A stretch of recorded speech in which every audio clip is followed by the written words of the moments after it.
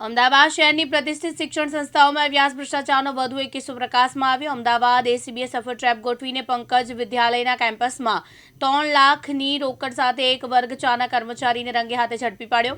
આ લાંચના કેસમાં મુખ્ય આરોપી એમ પટેલ કોલેજના ટ્રસ્ટી તિમિરભાઈ અમીન સામેલ હોવાનું બહાર આવતા ખળભળાટ મચી ગયો। ફરિયાદીની પેન્શન અને જીપીએફ જીની ફાઇલ પર સહી કરવા અને પ્રક્રિયા આગળ વધારવા માટે આરોપીઓ દ્વારા લાંચની માંગણી કરવામાં આવી હતી। નિવૃત્તિ બાદ હકદાર પૈસા મેળવવા માટે પણ કર્મચારીઓ પાસે લાંચ માંગવામાં આવતા ફરિયાદી એસીબીનો સંપર્ક કર્યો હતો। એસીબીની તપાસમાં ખુલાસો થયો છે કે આરોપીઓએ કુલ ₹5 લાખની લાંચની માંગણી કરી છે। અગાઉ જ ₹2 લાખ લેવામાં આવ્યા હોવાની હકીકત સામે આવી છે। બાકી રહેલ 3 લાખની લેતી દેતી આજે પંકજ વિદ્યાલય કેમ્પસમાં ટ્રસ્ટીની ઓફિસ બહાર થવાની હતી। એસીબી અગાઉથી જ ગોઠવેલા છટકા મુજબ વોચમેનને ટ્રસ્ટી વતી 3 લાખ સ્વીકાર્યા હતા કે તરત જ અધિકારીઓએ તેને દબોચી લીધો હતો। Vaidya Shri M Patel college of education Gulbai Tekra Ahmedabad ખાતેમાં ઇન્ચાર્જ પ્રિન્સિપાલ તરીકે નિવૃત્ત થયેલ એક વ્યક્તિની પેન્શન જીપીએફ અને રજાનું રોકડ રૂપાંતરની સારી એવી મોટી રકમ માટે તેમણે વારંવાર પોતાની ફાઇલ મૂવ કરવા માટે એપ્લિકેશનો આપેલી। એમાં સહી કરવા માટે કોલેજના ટ્રસ્ટી તિમિરભાઈ વિનુભાઈ અમીન એમણે સહી કરવા માટે ₹5 લાખ માગણી કરેલી। આ નિવૃત્ત આચાર્યશ્રીએ ₹5 લાખ પૈકી ₹2 લાખ તો પહેલાં આપી પણ ચૂકેલા હતા, પણ હવે ₹3 લાખ આપવા માગતા ના હોય એસીબીનો એમણે સંપર્ક કરેલો। પૂરતી વ્યવસ્થા સાથે એસીબીએ છટકું ગોઠવી અને આ તિમિરભાઈ વિનુભાઈ અમીન એમને રકમ મળે એ પ્રમાણે વ્યવસ્થા કરાવી અને આ છટકામાં એમને પકડવાનો પ્રયાસ કરેલો।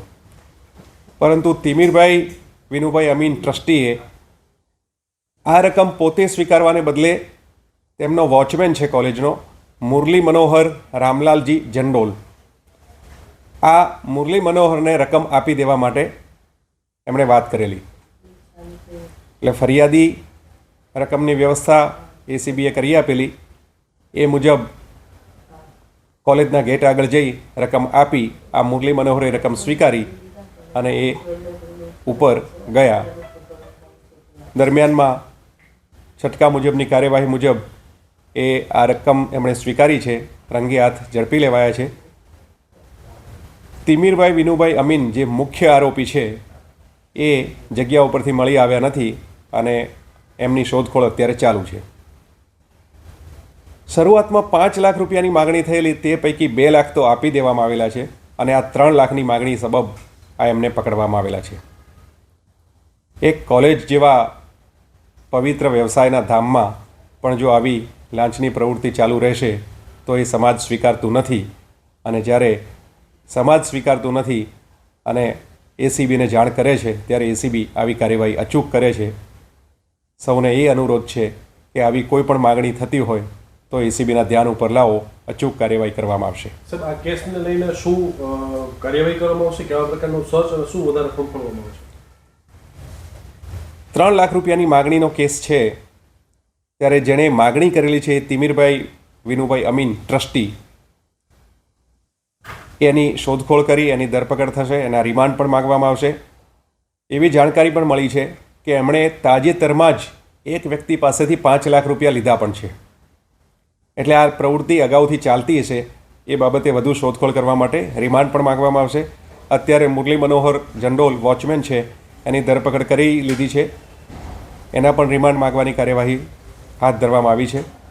વધુ તપાસમાં આ વ્યક્તિએ આવી કોઈ અનૈતિક પ્રવૃત્તિઓના કારણે જો કોઈ અસ્ક્યામતો વધારે ભેગી કરેલી હશે તો એની પણ વધારે તપાસ આગળ હાથ ધરવામાં આવશે।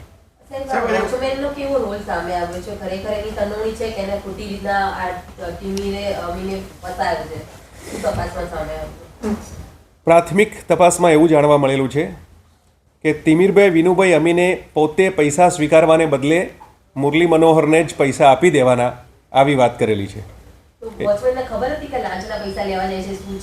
વોચમેનને પૂરેપૂરી ખબર છે અને એટલે જ એણે પૈસા સ્વીકારેલા છે। અગાઉ જે ₹2 લાખ લીધા હતા એ આ વોચમેન થ્રુ જ એમને લીધા હતા?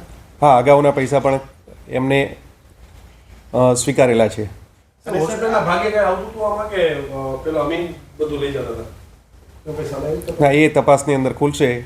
કોનો કેટલો હિસ્સો હતો એ તપાસનો વિષય છે. સાહેબ કેટલા સમયથી આ વોચમેન તરીકે નોકરી કરતો હતો અને તિમિર જે એ કેટલા સમયથી ટ્રસ્ટી હતા? એ બધું તપાસમાં ઘણી બધી વિગતો હજી મેળવવાની બાકી છે. પ્રાથમિક તપાસમાં અત્યારે લાંચની કાર્યવાહી થઈ છે, રંગે હાથ પકડવામાં આવેલા છે. ચિરાગ સોની, દિવ્યાંગ ન્યૂઝ, અમદાવાદ.